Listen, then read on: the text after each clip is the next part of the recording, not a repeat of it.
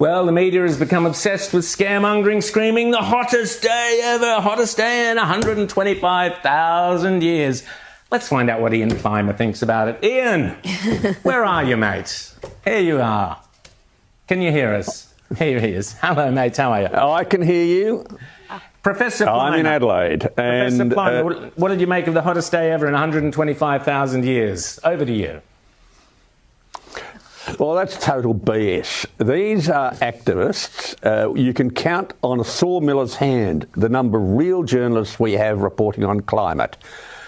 They didn't tell us that the 1930s in the US was much hotter than now. And it's not hotter now because they've adjusted the figures. They didn't tell us that we've had warmer periods in the medieval times, in Roman times. If they want to go back as far as 125,000 years, let's look at geological time. We've had much hotter times, 600, 500, 400, 200, 150 million years ago.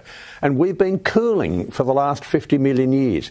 These activists who call themselves journalists, putting these screeching headlines, do not do any homework. They don't look at the past, and they have no idea about the factors driving climate. This is just scaremongering.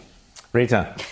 Well, scaremongering is everywhere. We're seeing these climate maps in Europe that seem to be on fire. they're red, lava red. So tell me about Europe, because we are hearing a lot of hysteria from there. They've apparently didn't realise it gets hot in summer.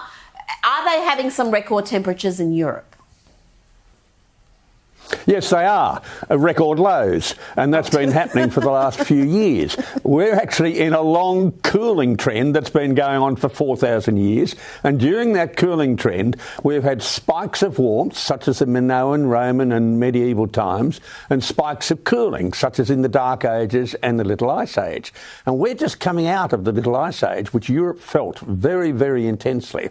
And what do you think temperature would do when we come out of a Little Ice Age? Is it going to go up or is it going to go down? So Europe certainly has a very good climate record, and this is an integration of history and measurements. And in Europe, we can see that every summer it gets warmer. Strange about that. Every winter it's cold.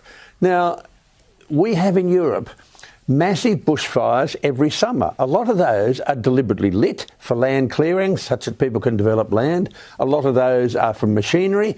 This is a normal summertime event.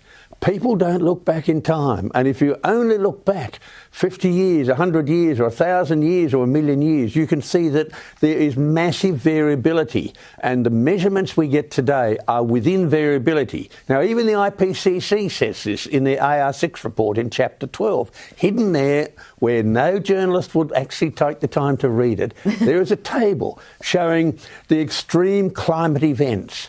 And all of them are within variability. So we have journalists who are pushing an agenda.